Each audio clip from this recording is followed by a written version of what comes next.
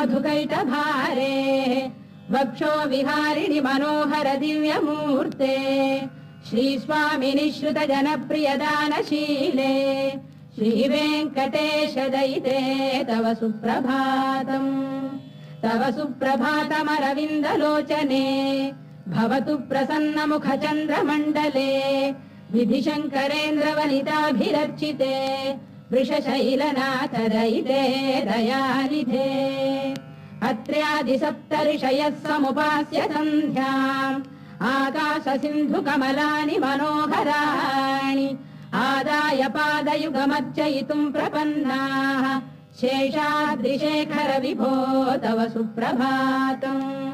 पञ्चाननाब्ज भव षण्मुखवासवाद्याः